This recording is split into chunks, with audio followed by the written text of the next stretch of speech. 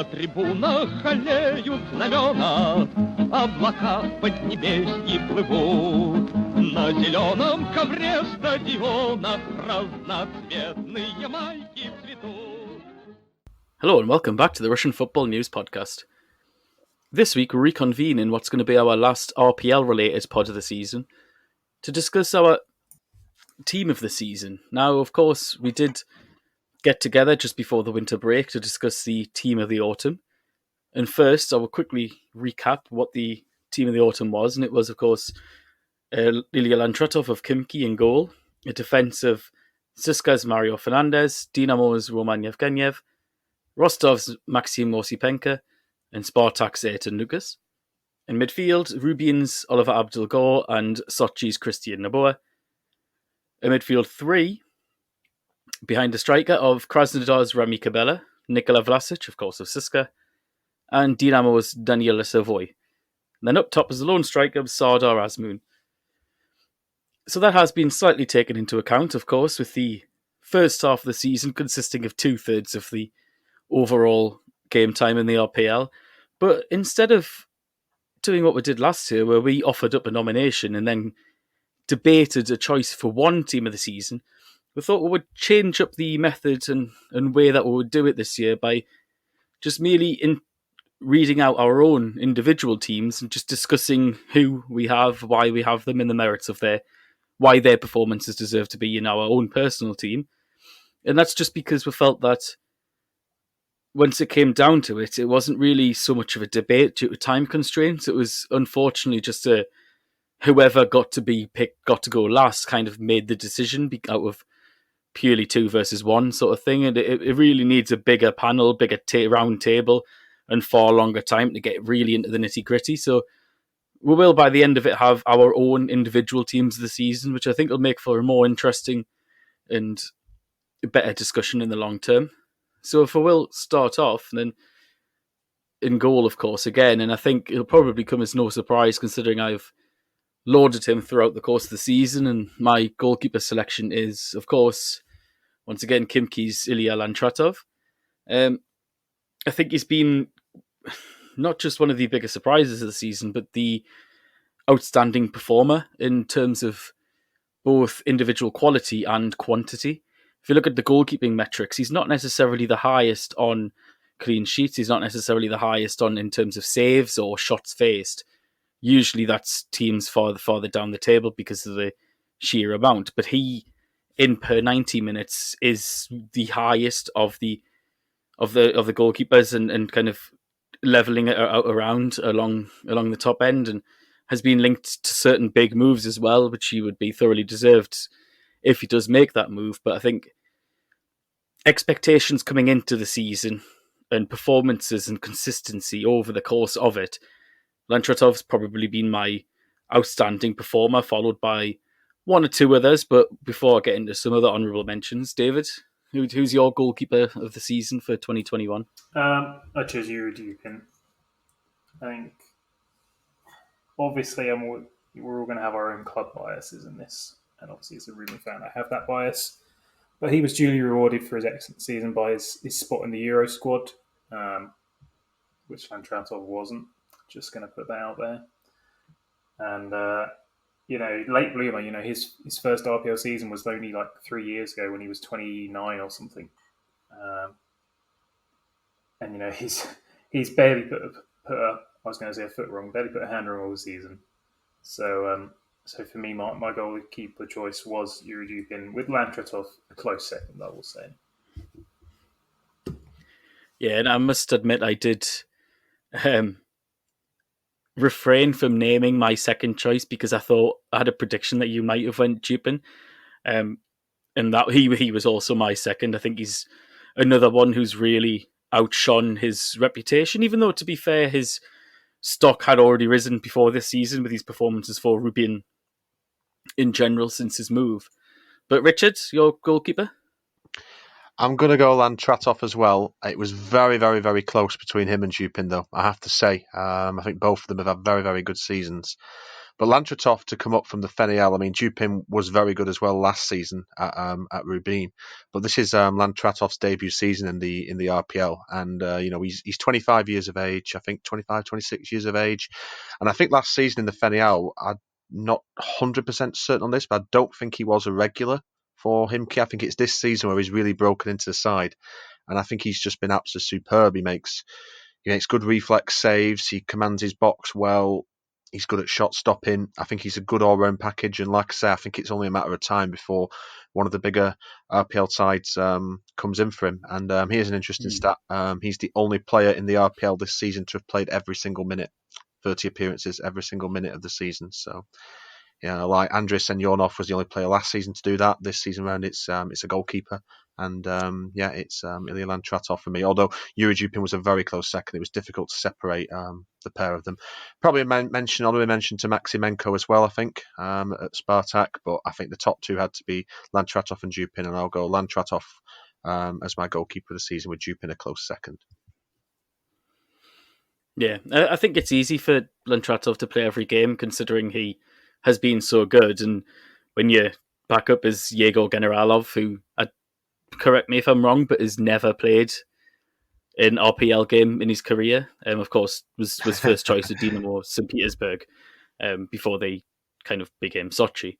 But yeah, Lantratov's been absolutely brilliant. But there's a quick last one on goalkeepers, because we will try and get through this pod a bit quicker than last time, because we don't want to be bogged down 20-25 minutes debating between Yaroslav Rakitsky and Samuel Zizou again.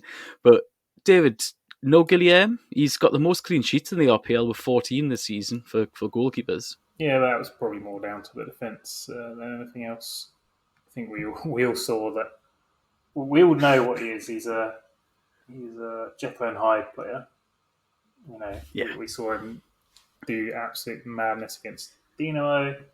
Not Dinamo. Spartak? I was thinking of the Champions League game. I don't know why Dinamo came to my head. But in the Champions League against Bayern, and then we've seen him be absolute dog shite in other games.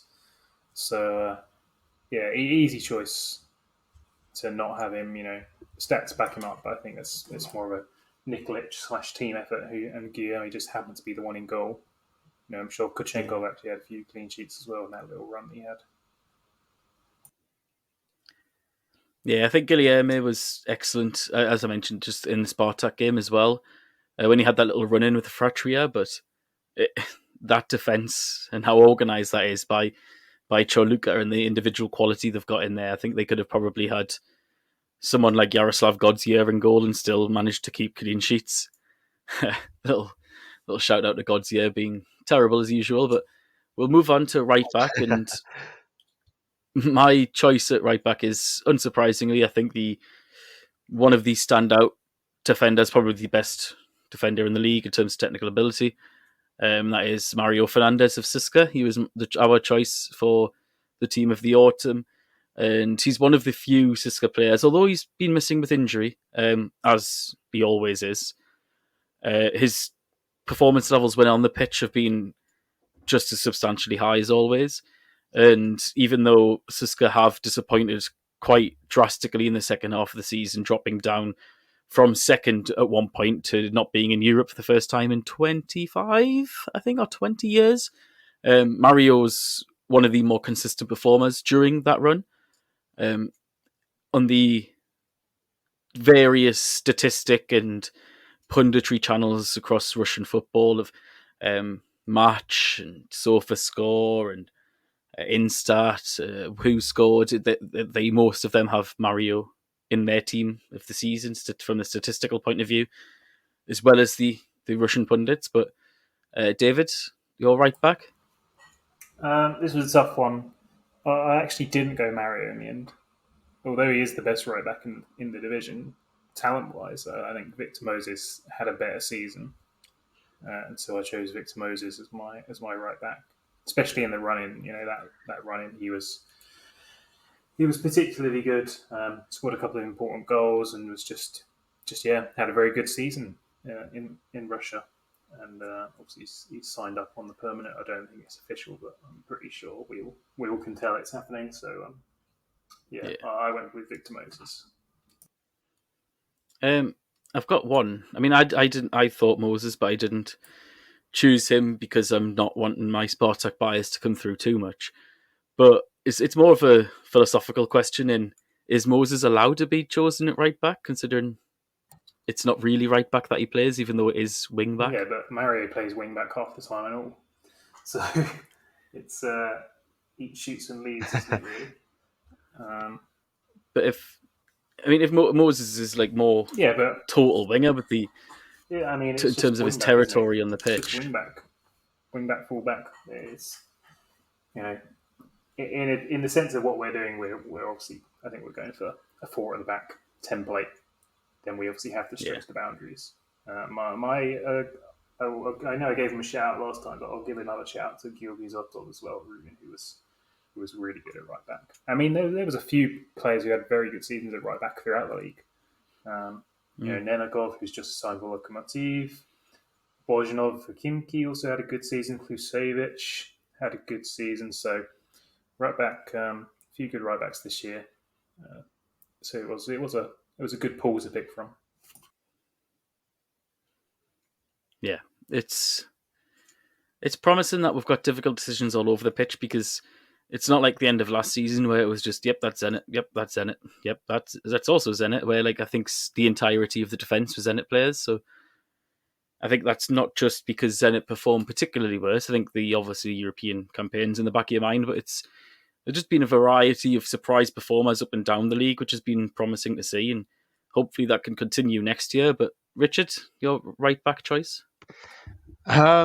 It's funny because I was thinking the same as you there, James, with regards to Moses. But I guess if we are going to stretch the boundaries, it was sort of I'm thinking about it now. It's probably between him and Mario, I think. Because obviously he's an ex-Wigan Athletic player too. Go on, I'll give the deciding vote to Moses on this one. It was very, very tough between the two of them, and I have to say, whilst consistently Mario has been good throughout the season, I think Moses in the final stretch, like David said, he really showed some fantastic performances. Those 2 assists he gave against Arsenal Tula, especially the first one when he just completely made a fool out of Nikolai Raskazov at Arsenal Tula and just put that ball across for Alexander Sobolev to head home. I thought that was a superb assist, and he really came to life in the second half of the season and was a big part of Spartak finishing second.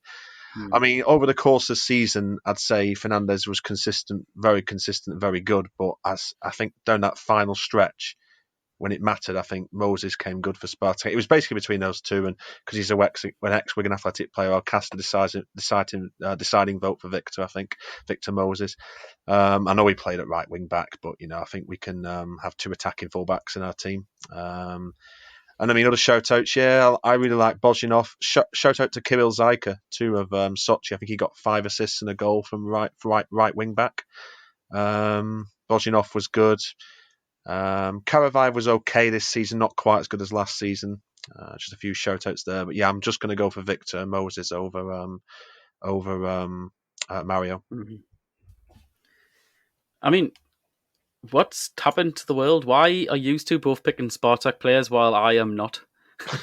It's a little bit different to the usual, but I think Moses at right back is fine considering Opta's RPL team of the year had Vlasic at left wing back and Kvicha at right wing back, which is just what? Jesus. It was really weird, but we'll do the defenders together because it's their central defenders together as one. My pairing in central defence, I decided this was really difficult. I decided to drop Yevgeniev. He was in the team of the autumn. Osipenka. He was in the team of the autumn. He really missed Chistyakov alongside him. I thought Osipenka still performed well. Definitely one of Rostov's better players in the second half, but that customary second half of the season fall down the table that you see from Rostov every year is just too difficult to ignore. So I've went with the youngsters of Igor Doviev and Roman Yevgeniev. I think really both came into excellent form this season. Doviev continuing his upwards trajectory that we've seen since he was at Ufa. Yevgeniev taking hold of a position in the first team for the first time, a long term, and not just becoming part of the defence, but both of these players lead their respective defences, and at their age, I think and considering who they have as teammates in terms of the experience of the other centre backs, I think that's highly impressive from both of them. I was really torn between Gigot as well at Spartak. Gigot has been an absolute beast for Spartak this season, but Spartak's defense is Spartak are kind of like a glass cannon. So I couldn't really. I haven't got any Spartak defenders, spoiler, in mind because of that. Because maybe I am judging them too harsh because I'm a fan, but I don't want to put them in because Spartak's defense has been so open at times this season. But David, your pair of centre backs? Yeah, this was also tough. I think I would have had Pablo if he'd played the whole season because he was excellent, in the second half. But I went with Yevgeniev and Gigot as my pairing. Siska were just too bad for me to include any of the defenders. As much as Diveyev was good for the most part, as a team, they were not good, really. So I couldn't do it. And Gigot and Yevgeniev were my pair, and I had Murillo as a close call as well.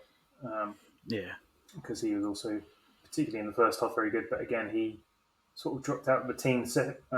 He still played like 25, 26 games, scored 4 goals or something as well. But I think in the second half of the season, he was largely used as a sub. So while he got a lot of appearances, he was just a sub behind Pablo and Choluka. So yeah, Yevgeniev and Gigot for me. Yeah, I was looking at the timings of, because Murillo and Pablo, I was one of the sort of thing I was torn between, and then Choluka, because Lokomotiv have been so brilliant for most of the part of the year at centre back, but Murillo has quite an exponentially large ratio of appearances in the second half compared to minutes. I think it's something like 6 appearances or 5 appearances, but it's only like 50 minutes. He came on late in games very often, and he had less minutes than any other loco centre back in the second half of the season. So I that's also why I didn't pick him. But hey, David, 2 Spartak players already. That's promising signs for our boys. Richard, your centre backs? Probably a bit of Dynamo bias from me on this one, but I was really impressed. I agree with you guys on. I agree with you, James, on Diveyev. On Yevgeniev. Sorry, I had to have him in there because the way he's just come on leaps and bounds this season. Last season he was just blooding himself into the team, and obviously Dynamo let Vladimir Rykov go at the end of the season, and it was obviously to blood Yevgeniev in and make him an absolute first team regular and first team choice player now without any doubts. And I think he's really stepped up this season, and I'm looking forward to seeing how he will develop in the future years for Dynamo. It's great to see him, get rewarded now with some Spornair call-ups recently as well, which is good. So yeah, I'm going to go with Roman Yevgeniev as one of my central defenders. And yeah, I think centre back was. I actually agree with David on Pablo. Had he been there a full season, I think he would have been an absolute shoo-in in my team. But obviously, he only came halfway. He would have, probably had to been part of Lokomotiv winning the league if he would have come in halfway through the season. He would have had to have led Lokomotiv to a title, especially with him only playing 10 games or so. He was really good. If he keeps up his form from the second half of the season, this season into next season, he'll definitely be in there next season. Gigot was someone I considered in the autumn team of the year, and I think he's had another very good season. Diveyev too, I think, was up there, but I'm actually going to throw a slightly left field suggestion in here, but also someone I think's had a very, very good year for a surprise package, and that's Miha Mevlia of Sochi. I think he would have been a second player who would have played every single minute this season. He played 29 appearances, and the only reason he didn't get in as well, alongside Landtratov as the only player to play every single minute, is because he couldn't play against his permanent club Zenit. So that was the only game he missed against Zenit. So. Is he on loan there, or is he permanent transfer now? I don't know. Is he on loan from Zenit? It's permanent. Is it permanent? Oh, well, he must have just missed out for injury. I was wondering whether it was whether he was still on loan from them or something like that. But yeah, that was the only game he missed all season, was one of the games against Zenit. And I think he's been very, very good and consistent all season long. Top 5 finish for Sochi European football. I felt, some of the players do deserve some recognition, and I think Mevlia has been a beacon of consistency for them. So yeah, I'm going to go with Mevlia and Yevgeniev as my central defenders. Mevlia not playing against Zenit, the team that he was signed from. That's a coincidence. Sorry, I'll not delve into the Zenit Sochi conspiracy theories because it's all very gammon. So one player we've all picked there was Roman Yevgenyev. David, just how unlucky is he, or how wrong is Stani not to be taking him to the Euros? Yeah, it was a surprise to me actually, just because I thought that Stanley was against or had sort of a black mark up against Diveyev after, because Diveyev was quite poor when Russia lost to Serbia 5-0. And considering like Russia are playing five at the back when they go to the Euros, but they've called up very few defenders in the final squad, and it would have been, I think we all would have, if we were all in charge, we all would have chosen him over Kudryashov. I think Kudryashov's versatility, not that you maybe want a 35-year-old playing at left wing back, but if you've got Zhirkov playing there, then it's no problem. But he can play obviously in left back as well, which maybe gave him an edge. I don't know. Yeah, I think we all would have chosen him, and it's a little harsh, and it's disappointing, and it's a surprise because for me, I thought he'd had a better season than Diveyev. So yeah, it's a shame. The composition of that squad's bizarre. I think there's only 7 defenders, including wing backs, for those 5 positions. 2 of them are over the age of 35. So aside from the old men, you've got Jikia, Semyonov, Karavayev, Diveyev, and Fernandez. I think the only thing, it's bizarre because Stani's not a very progressive coach. He likes his teams to kind of, especially against, say, Belgium in the group stages, to soak up and sit deep. But the only reason I can think of is why Yevgenyev hasn't been called up is perhaps because of, Semyonov's experience. And Yevgenyev isn't as technically proficient on the ball as the other ones. He always likes his central player out of the 3 to be quite good on the ball because they can spread play. It was Jikia who started there, and then when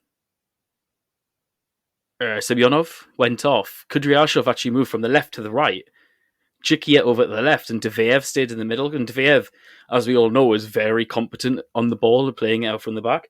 That's the only thing I can think of is why, apart from just Stani's usual proclivity to like men over the age of 30. I think Yevgenyev is actually, he's a very good ball player. He's certainly very comfortable bringing the ball out of defence. Mm-hmm. So that's and certainly better than Semyonov and Kudryashov as well. On the ball even. So I'm just trying to spitball from his point of view because it's bizarre because he, for me, is the most complete young Russian defender in terms of two-way physicality, position, and intelligence. He's been probably, he's the one player we all picked in our team of the season. When you look at most others, a lot of people are also picking him as like one of the shining lights of the younger core of Dynamo players who are all coming through at the moment.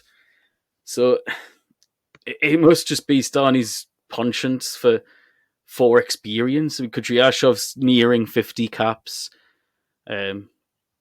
Semyonov has got 20 odd. Jikia, I think 30 to 40. So it's good numbers, and Yevgenyev's got 3 now. So it's very unfortunate, and I don't agree with it whatsoever, to put it bluntly. But if we move on to left back, of course, Ayrton Lucas was the team of the autumn left back. And he was one that I really kind of debated between myself.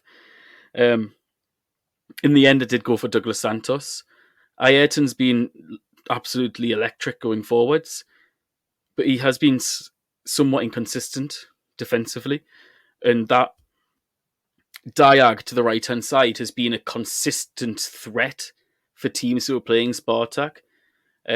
One side who exposed that in particular was Zenit, and I think was it Malcolm? I can't remember if it was Malcolm or not, who had an absolute field day on that right wing. And it was Zuba kept peeling off to Ayrton, to that gap in between him and Jikia on Spartak's left-hand side. Ayrton's defensive ability will come with time. He's got bags of potential and ability. but every now and again he is prone to that little sort of wobble. And in lieu, I chose Douglas Santos because he's just an absolute beacon of consistency year in, year out. I think he's, no matter if he plays centre back, left back, or central midfield for Zenit, he is their like go-to man for just consistently showing up. And it is almost like a microcosm of Zenit this season.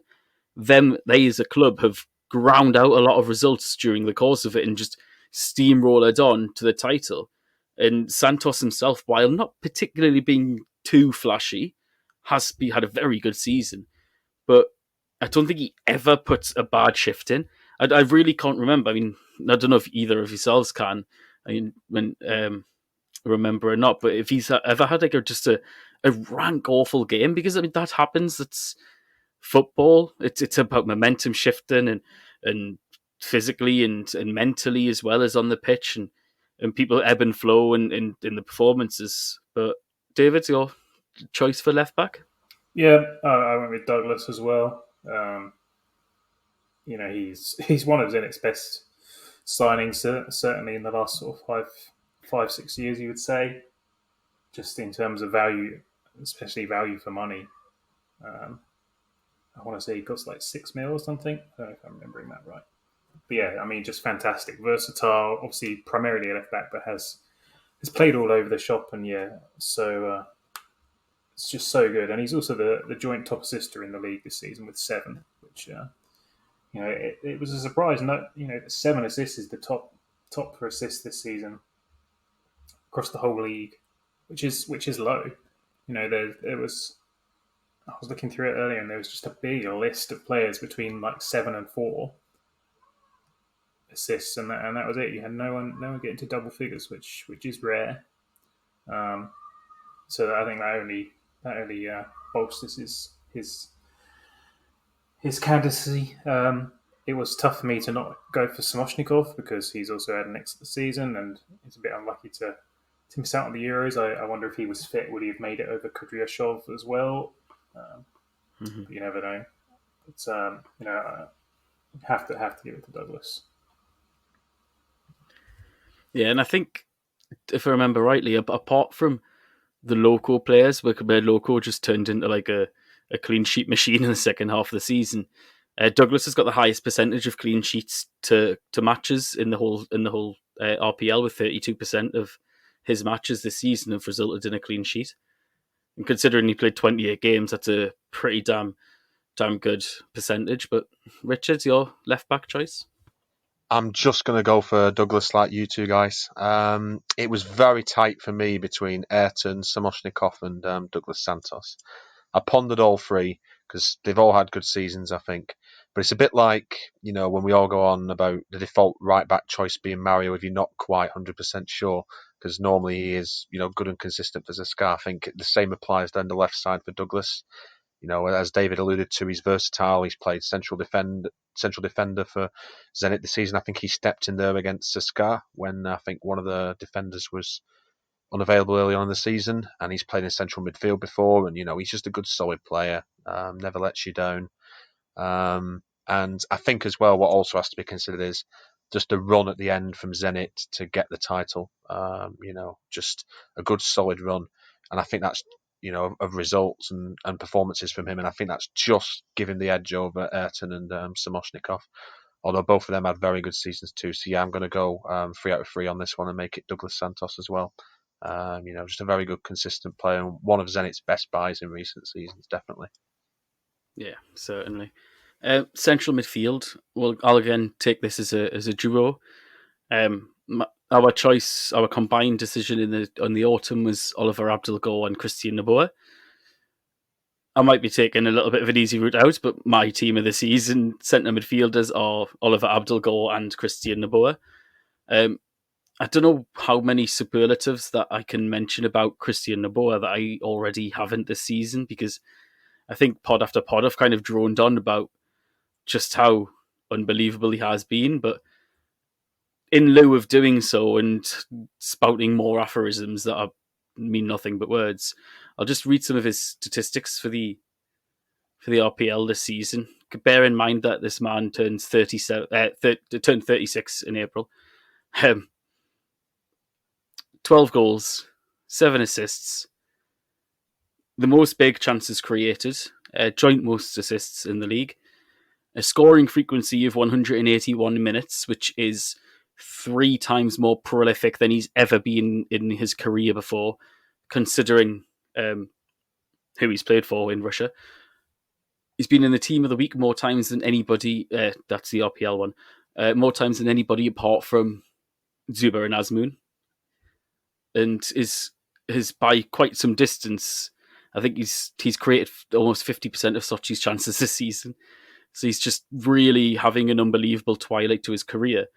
And even perhaps calling it a twilight is maybe insulting, just how effective he has been for Sochi in getting to European football for the first time in their history, or potentially if they win the qualifiers. But David, your midfielder choices? Yeah, I went with Naboa as well. I was slightly different to you on the other one. I went with Abul Gore as my second midfielder. That's what I said. No, you said Abdul Gore. Oh, here we go. Sorry, I had to do it. Oliver Abdilgard. Abul Gore. Come on, Abul Gore. Abdilgard. No, Abdilgard. there's no D there. Abdilgard. I hear a D. I don't even think it's spelt with a D, is it? If it is, then I've missed it forever. Anyway. No, I think I spelled it wrong in our little document. Oh, on purpose, just to roll me up. And then read it out wrong by accident too. Anyway, go on. I mean, mine were easy choices, the same two, Abul Gore and Naboa. I can't really add anything to what you said about Naboa, and Abul Gore was just outrageously good. It's an absolute crime that he's not going to the Euros as part of Denmark's squad. What? He didn't make the final squad somehow. Who's playing there instead? Little Mermaid. I don't That's even know. Ridiculous. It's mad, isn't it? It is mad. I can't remember. I remember seeing it and just tweeting someone on Twitter about it, and they were like, "Oh yeah, well they'll play this guy and this guy instead." But all Denmark do is defend. He's absolutely ideal for their backs against the wall, defend and pretend to try and score every now and again. We can question and quiz Toku about it when we get around to doing some Euros pods later on. But he's been spoilers. That's a little spoiler there, maybe little surprise for everyone. Yeah, spoiler there. But yeah, he's been fantastic. He made it so that Rubin's defence, which the defensive partnership of for a while it was Starfelt and Begic with Iremovic at right back, or Starfelt and Iremovic. He made it so they didn't have to work so hard. He had the most interceptions, the most blocks, some of the highest pass numbers in the league. It was just he was just brilliant, and it's no surprise really to hear Oleg Yarovinsky say that there are clubs interested in him. They obviously want to keep in Rubin as they're going into Europe for the first time in 6 years. He was just fantastic. One of our best players. I was so gutted. He had a couple of really good chances to score throughout the season, and especially on the last day, he had a good chance against Rotor, I remember. But he didn't manage to score all season, which was a shame. But it's a classic centre defensive midfielder, not to score. So it had to be those two. Krychowiak was close. Krychowiak had a very good season as well. But you can only have two, and therefore I had to sadly leave him out. I was going to mention Krychowiak towards the end, but I would like to also put a little brief mention in for Naboa's central midfield partner in Artur Yusupov.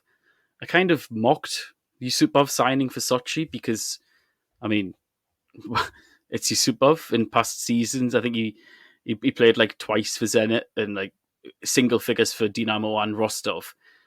Was terrible for most of those games. Spent almost 18 months out injured at one point or another. And this season he's played in all but 4 and has got 9 goals and assists, and most of his goals are absolute worldies from miles out. So genuinely shocked at how absolutely brilliant he's been. Not quite enough for considering the high level of quality that Grzegorz Krychowiak's been one of the best players in the league this season, and maybe it's criminal to not have him in, but such is the high level of Noboa and Abdelgard performances this season. But Richard, your centre midfielders, I'm presuming there's perhaps a trend here. Yeah, I'm going to go with both Noboa and Abel Gore as well. It was, I've got to include them both because they both had excellent seasons, and Rubin and Sochi have both overperformed this season compared to where we thought they would be at the start. Abel Gore, just as David said, just classic defensive midfielder, screens the defence so well, just lets the attacking players at Rubin do their stuff in the opposition's half and the final third. And Noboa, still, I really honestly thought he would, start declining when he left Zenit. I really genuinely thought he's been a brilliant player in Russian football wherever he's been. But I genuinely thought when he was at Zenit, after he left Zenit, that was it for him. But he's proved me and all of us wrong, I'm sure, this season with his performances, and he still looks like he's got another year left in him next year. So I'm going to go with Abel Gore and Noboa. A couple of honourable mentions. I think Daniel Fomin's had a good season at Dinamo. If he'd have been fully fit, signed at the start of the season, was fully fit throughout and played throughout, I think Vandel also would have been a good shout because I've been really impressed with him whenever he's played for Zenit, and I think he can play in a deep two. Mention for Krychowiak as well because he's been a classical box-to-box player in this Lokomotiv side. He's the box-to-box player in the three in midfield. This formation that they play. But I'm going to go for Abel Gore and Noboa as my defensive deep midfield too. So, right wing, and this is where I personally have to try and shoehorn people in because of the way we are doing it and the way players are playing. On the right wing, I've actually went Jordan Larsson. I know he's not really a right winger, but in Spartak's 3-4-3, he is a second striker, or even 4-3-1-2. He's the one who drops deep most of the time, and his sort of go-to move is to peel off into the right channel and burst of pace around the back of the defence and get in behind and penetrate around the right-hand side that way. So there is reasoning to my madness, and it's not just shoehorning Larsson in because I want to shoehorn Larsson in, although I do really want to shoehorn Larsson in. But I think he's been brilliant for Spartak this season. I mentioned pre-pod that Spartak signed Quincy Promes in the winter, and since then, before then, Larsson was already performing towards the top of his game and has been, in my opinion, Spartak's player of the season by quite some distance. Although he doesn't have as many goals as Sobolev, and his statistics aren't quite as nice as, say, some of the Zenit attackers, his overall quality of the way that Spartak have been transformed in their attack and play from what was last year quite turgid, just pure counter-attacking stuff at the best of times, into a real force up top. Some of the goals against in the second half of the season, in particular, that 6-0 rout of Ural, which, I mean, look, a lot of teams do that, but the quality of the pass to Quincy Promes for one of the best goals of the season was just typical of and typifies Larsson's play, where he is a real sort of all-round complete forward in his terms of his technical ability. Similar ability to his father, but much less of a penalty box off-the-shoulder striker, which I think is maybe just more adhering to the nature of the game 20 years to 25 years after his father did play it when he was in his pomp. David, your right winger? I did the same as you and put Larsson at right wing, just purely because he's not the out and out striker always in that formation Spartak play, and so therefore I've put him there. And actually, even if you didn't want to put him there, the selections for proper right-sided midfielders is quite slim. I struggle to think of anyone else, and I actually only just in the last couple of minutes remembered Makarov, who I was just about to ask maybe Dennis Makarov. Was the only other one. Kabela you might put there. You could shoot on Kabela there maybe. You could shoot on Vlasic there maybe or something. But in terms of out-and-out right wingers who had very good seasons, there wasn't many. The Zenit, you maybe could put Malcolm there, but did he really have that good a season? Other than just he made all the team of the seasons because he had high pass completion, dribble, yada yada yada. But in terms of actually doing stuff on the pitch, and contributing to goals and assists, there was not much there from Malcolm. So yeah, Larson, just for all the reasons you said, basically he was my choice for right wing. Obviously, whatever this is, guys, go listen to their podcast. You can find it on all the usual podcast channels and on YouTube as well. But they did a unpopular opinions podcast recently, which is a great listen, and I recommend everyone go find it. I didn't end up writing in because work unfortunately got in the way of me remembering to do so.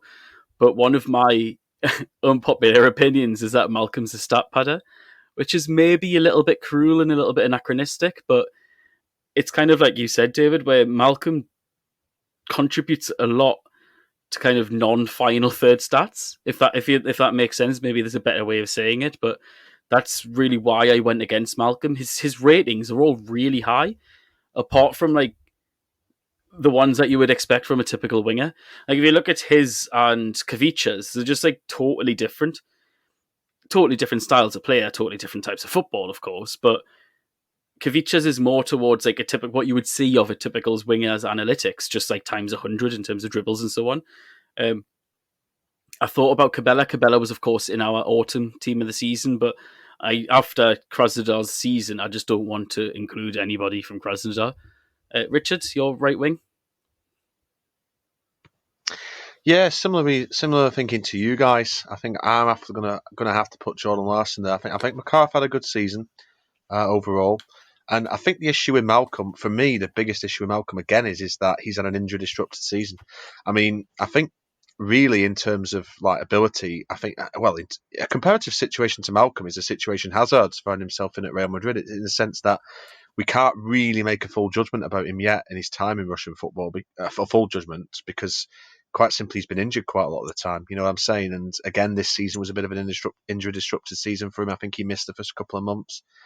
So, and then just after the restart as well. I think if he'd had a full season, I think, and probably got a few more goals and a few more assists, I think he could definitely have been in the conversation for that right wing role. But again, just too much injury disruption again. Hopefully, third season he will fully stay fit, and we can finally start to see the player that Zenit shelled out the money for. But yeah, I'm going to go with Larson too. I think he's good when he plays off Sobolev for Spartak, and sometimes he starts in that right channel as well when they're constructing attacking moves. So yeah, I'll shoehorn Larson in at right wing, so in the formation. So, number 10. Now, this, I must admit, in the autumn was the easiest and most obvious decision I think maybe any of us could have made. The by far outstanding player by quite some distance in the first 20 games and first half of the season was, of course, Nikola Vlasic.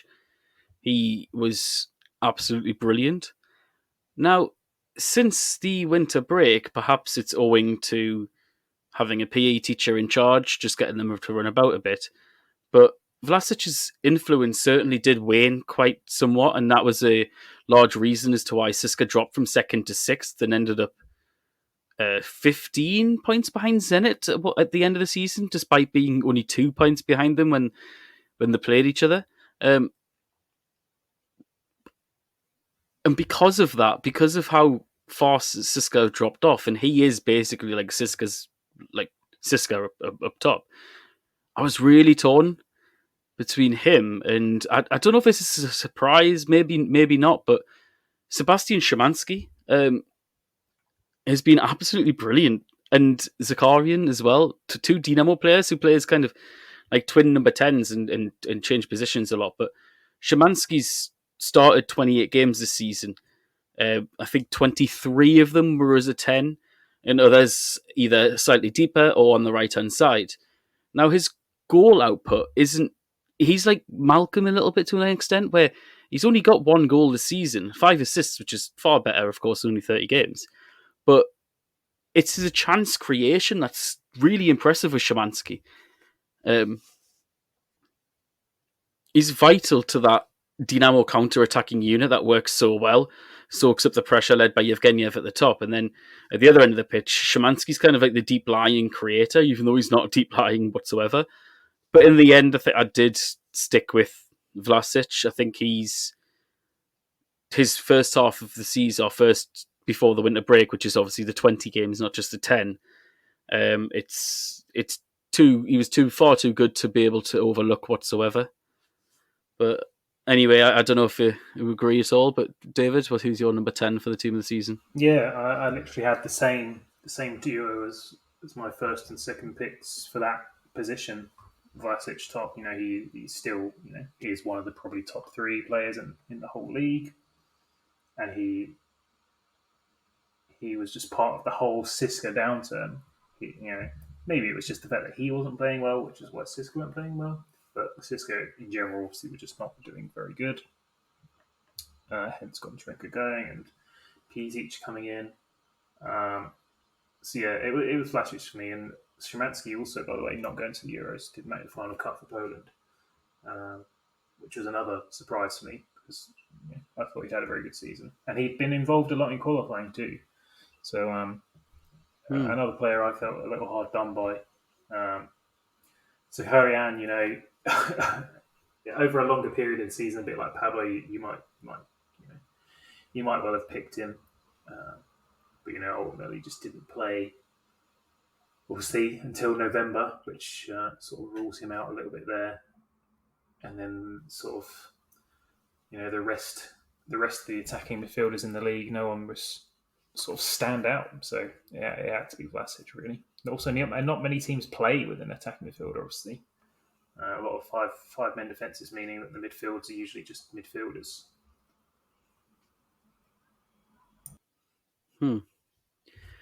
Yeah, I think Szymanski wasn't called up. It's one of those where he's obviously chiefly a number 10. In Poland, when they play they play smaller teams, they'll go a diamond formation, Krychowiak at the base, and then Milik supporting Piatek and Lewandowski.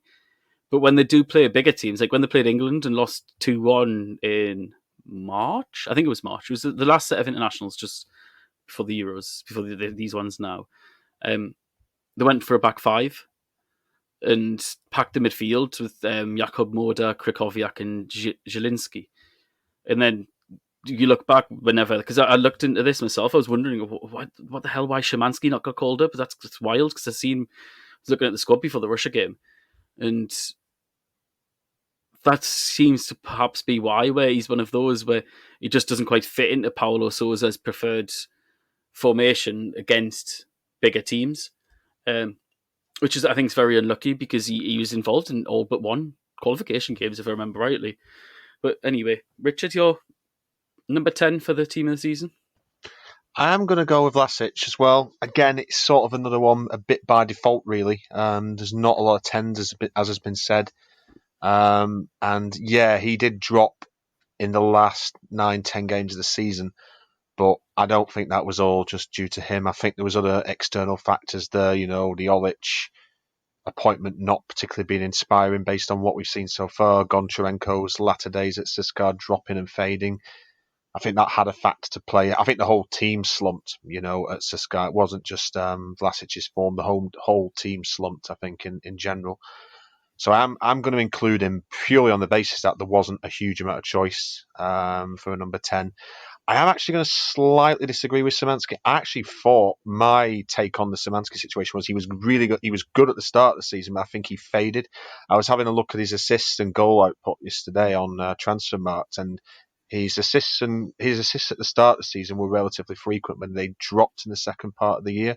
I felt what was quite interesting was around the Christmas break and just after, what I found was Zakarian actually came on the scene and actually outshone him a little bit. That's what I think with Szymanski. I think he had a good start to the season, but then faded a touch, and then Zakarian sort of took the mantle. Like I say, with Zakarian, it was kind of him and Chukavin the latter half of the season who were really carrying Dinamo's attack. You saw it in all the games. They were the ones getting involved with play, creating chances. I still think Szymanski had a decent season, but I think he dropped in the second half. And I think Zakarian, you can't really include, as much as I'm a huge fan of his, as much as I think he's got a fantastic future ahead of him. I can't really include him in a team of the year based on just half a season. I can't. If he continues his form next season, he could be in contention, but I just can't include him on half a season's form. So I am going to go with Vlasic. Like I said, like you both you guys mentioned, there's just not a huge choice, and he was really good in the first 2/3 of the season. Vlasic, I think that just about keeps him in there. So I'm going to go with Vlasic as my pick. Mm-hmm.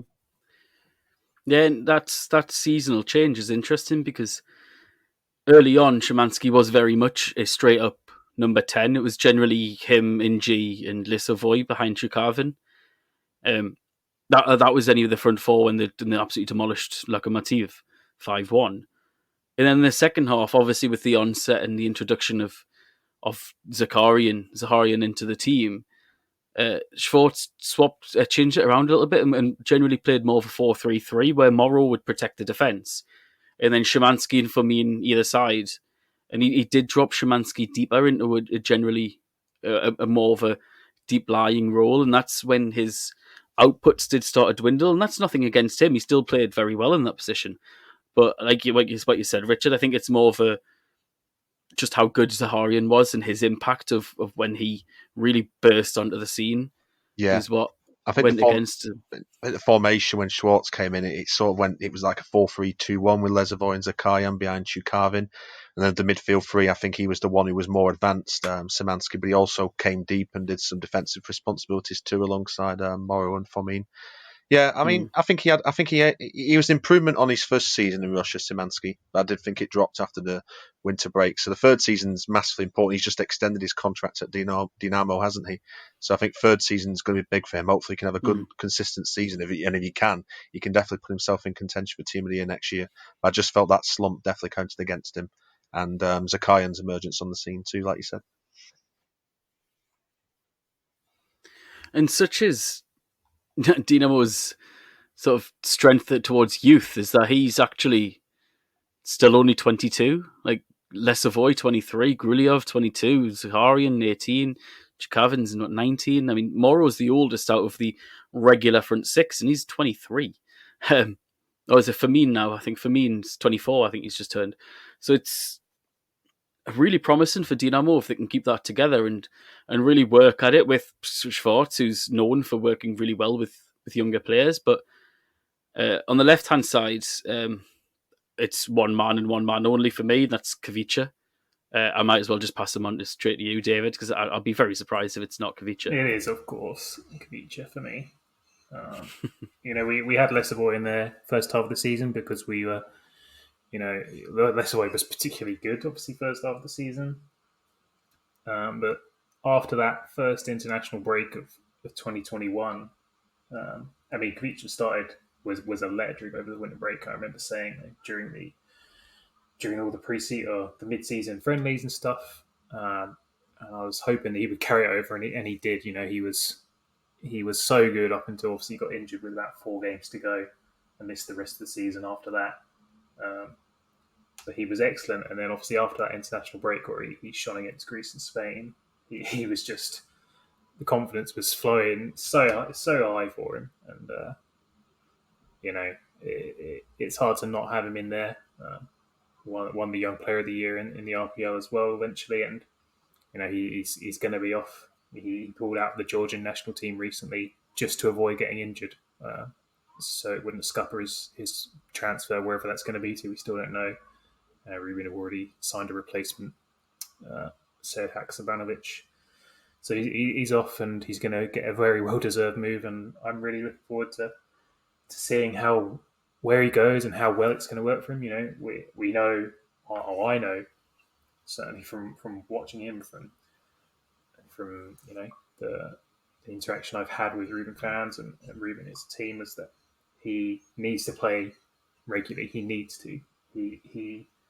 He has the drive, but he needs to be playing regularly. Otherwise, he's just going to dwindle. So wherever he goes, he's got to be getting regular football, regular starts, and hopefully it'll be sort of a bit like Rubin, where he's allowed to just express himself and do what he does best.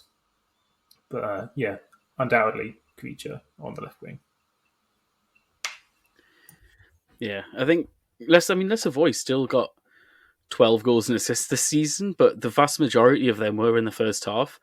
He's another one who kind of dropped in and out of the team a little bit. He's still regular player. I think he played in most of the games, at least started or off the bench. But he definitely was less of a first name on the team sheet like he was in the first half of the season with Zaharia and Chukavin, their emergence. And even once Igboon returned back from injury, he picked up his regular place on the left-hand side again more often as well. So it's, I think Kavicha's, like he said, after that winter, that international break, it lots of, that's kind of when the rest of football Twitter, not just like the Russian football echo chamber, but the rest of like football Twitter and kind of was like, who's this guy doing this against Spain? Wait there, what are these his stats numbers? What the hell? Like, and then now he's being linked with Leeds, and I can't imagine a more perfect move for him. I mean, maybe the Premier League might be a little bit of a physical rush too much, but his style is ideal for Leeds and ideal to thrive in the Premier League.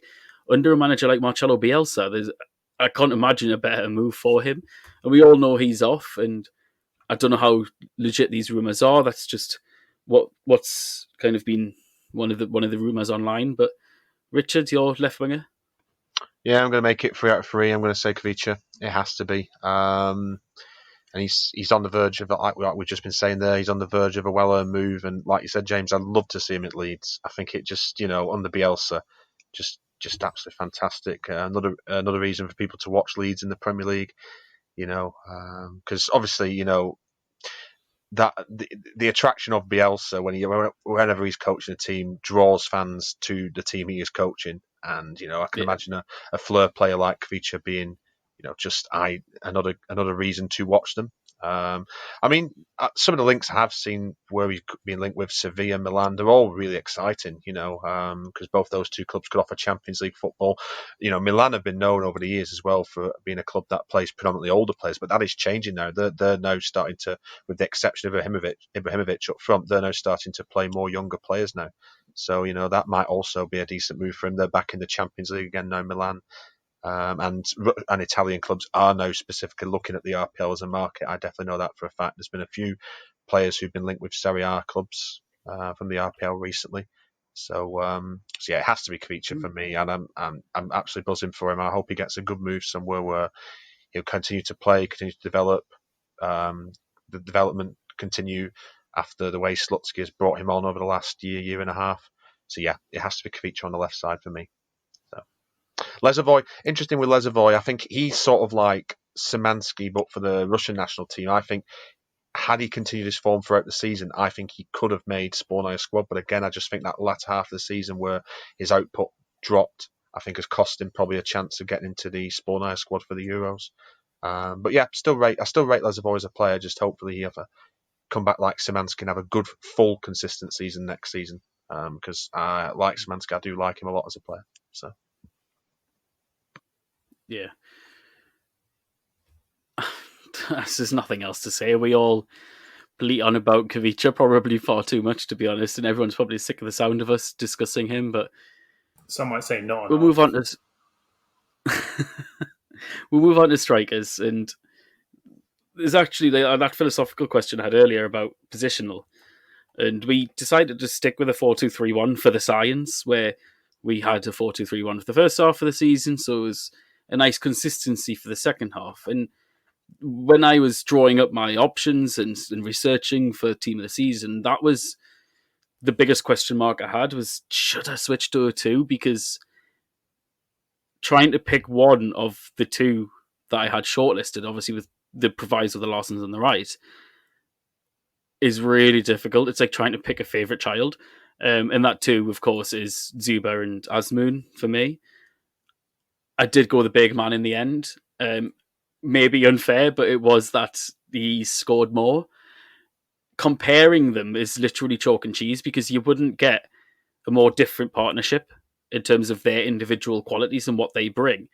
But as a cohesive unit, it's one of the most just pure potent and effective strike forces we've seen in the RPL in recent years, in the last decade even.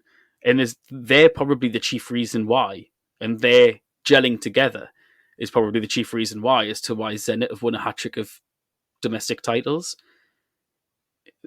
Just the goals and assists combined between them, and the goals contributions to that Zenit team combined over the course of the last 3 years is just absolutely incredible. And I decided to go Zuber in the end because of his total influence. I think Zenit have only lost once. I can't remember the stats now. I should have wrote them down. I did look at it, but they've lost less with Zuber at the team than they have without Azmoun. Azmoun has missed quite a few games towards the back end in the second half of the season. Quite a few, it's like 1 or 2.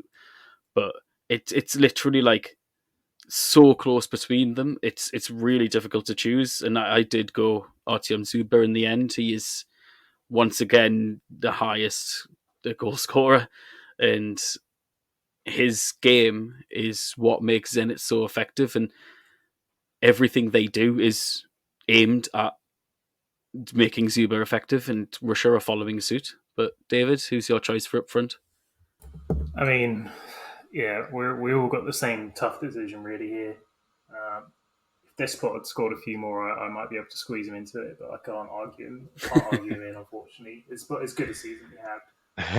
Zuber and Azmoun. I mean, I want to just say both. Well, they're such a good partnership, I think Despot and Sobolev are like in the next sort of band down where they've been brilliant this season, but just not quite that level. I think it has to be Zuber just because there was that period where Azmoun for like a month was not good, and also I think he was injured, and also they're not good in a sort of month period in October.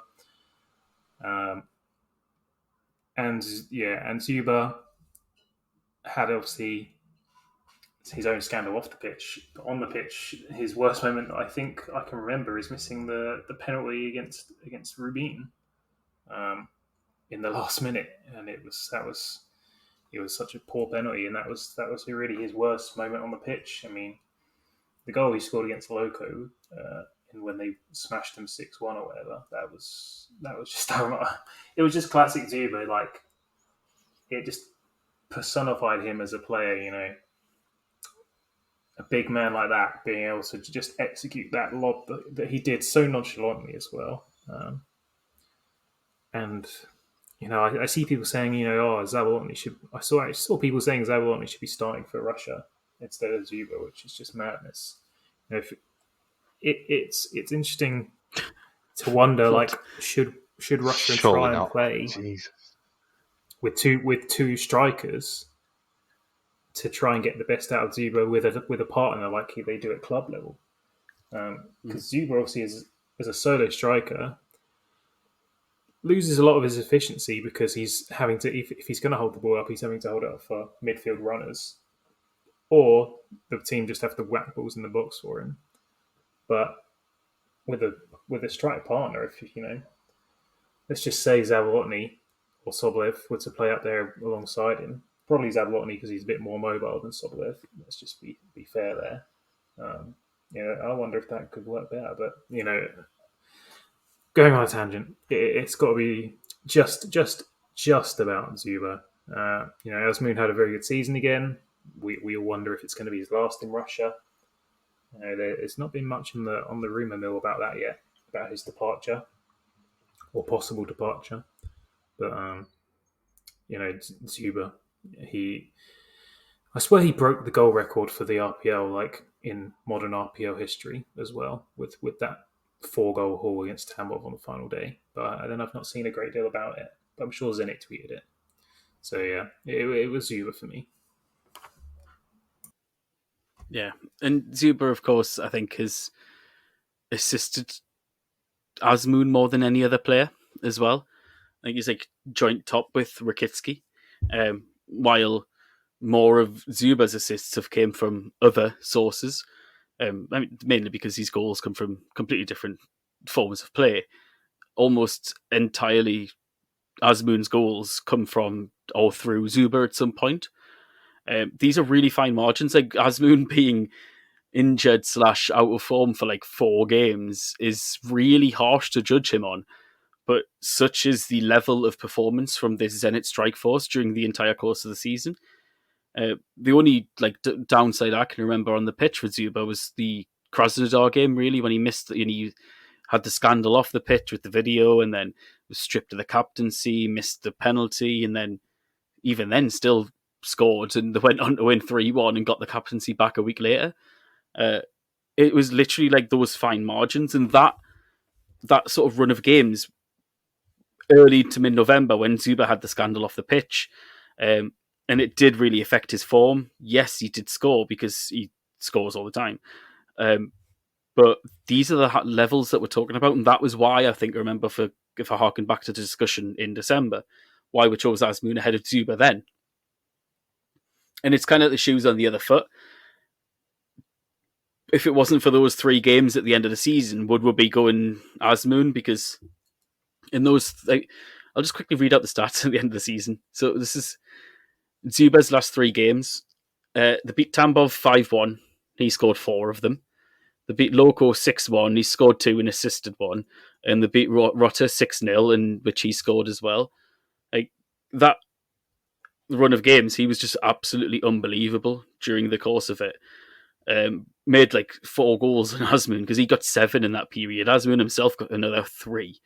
So like these are the high levels, and this is why it does sound a little bit harsh to judge them so harshly, and ridiculous to judge them so harshly. But they've only got themselves to blame for that because they've been so good.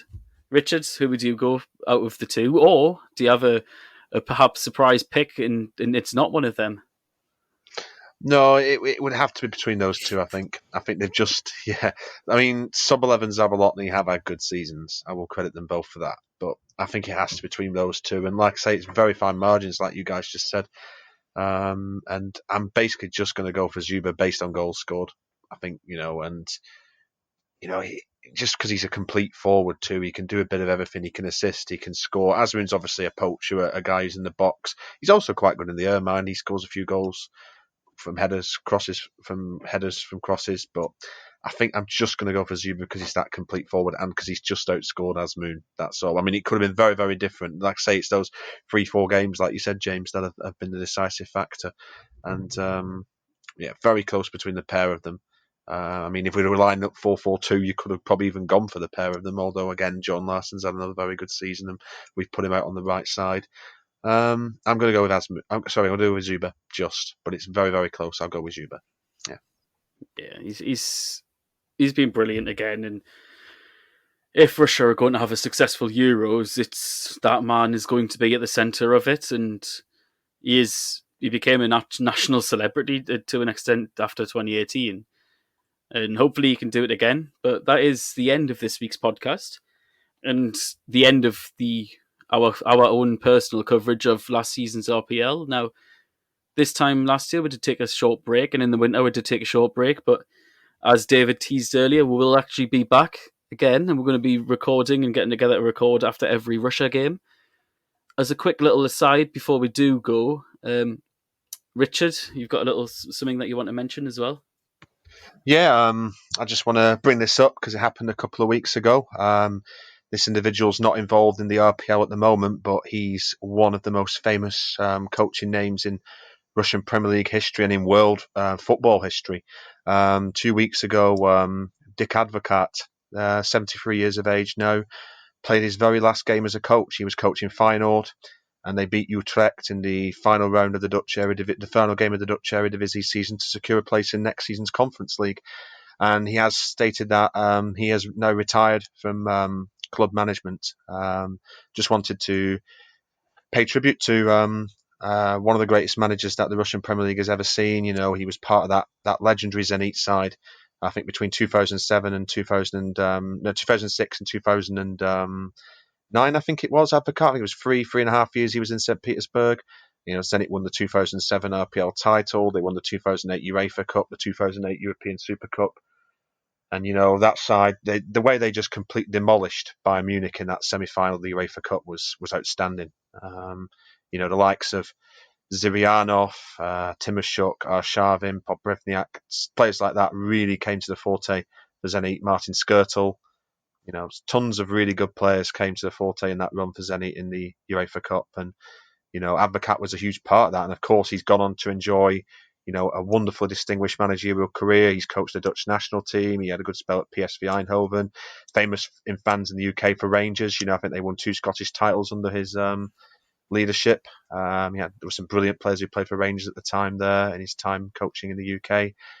And then later on, he coached the Russian national team. And one of the most famous memories, and this is going to be particularly poignant to you, James, as a Sunderland supporter, is when he kept Sunderland up in the Premier League. And I remember the emotion that came out after that. How it looked like a lost cause for Sunderland, and he kept them up at the end of the season. And just to see, because he's got the nickname the Little General, Advocat, and just to see the emotion just pouring out of him at the end when he kept Sunderland up. I think it was a draw away at Arsenal, wasn't it?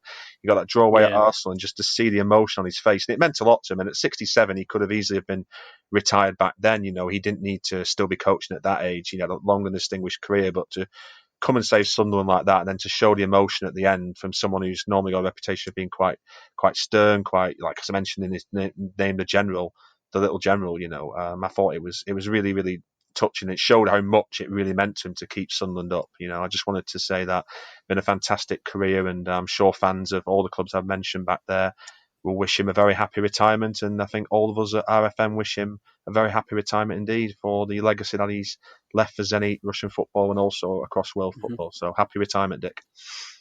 Yeah, certainly a massive influence in one of the more storied successes of Zenit, and in particular. And there's a funny little anecdote with that match at Sunderland, that one in particular, because he poked over at the away fans in the away end, and we were like all celebrating the away end and seeing him.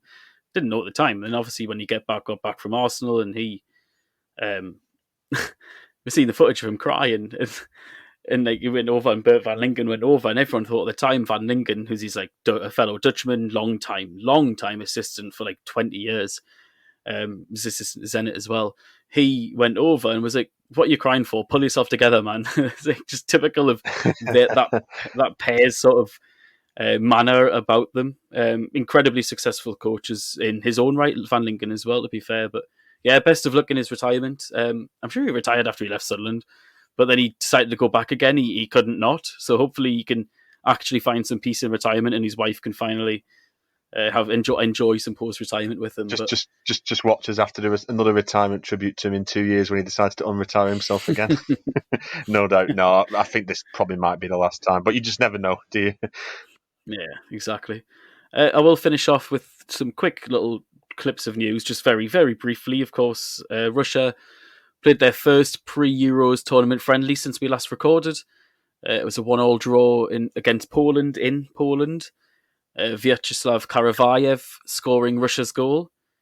The under-21s are also playing a spate of friendlies. It's the first sort of new set of fixtures for the next generation, really, after the last generation aged up after the Euros, the under-21 Euros, of course, that is. And 4 players have been dropped from the Russia squad, as Stanislav Cherchesov has now officially named his 26 to play in the Euros. And as kind of mentioned and spoiled a little bit earlier, one of them is, of course, Roman Yevgeniev, alongside Andrei Lunyov, Ilya Samoshnikov, and Arsene Zaharian. So that's now Russia all set and setting up for the Euros. And of course, as teased earlier, we will be back for the Euros after every Russia game with some special guests of Belgium football fame, Finnish football fame, and arguably the most special guest of all to review and discuss the Russia-Denmark match. The former RFN editor-in-chief Toka Thielade makes his long-awaited and long-excited return to the podcast. But this is now the actual final end of this week's podcast. Goodbye for now. Идет футбольный матч, летит над полем мяч. подведи его, беги, точнее его ударь. Но мяч берет ноги решительный вратарь. Не напрасно футбольное поле самых ловких и смелых влечет. Здесь нужны тренировка и воля, быстрота, увлечение, расчет.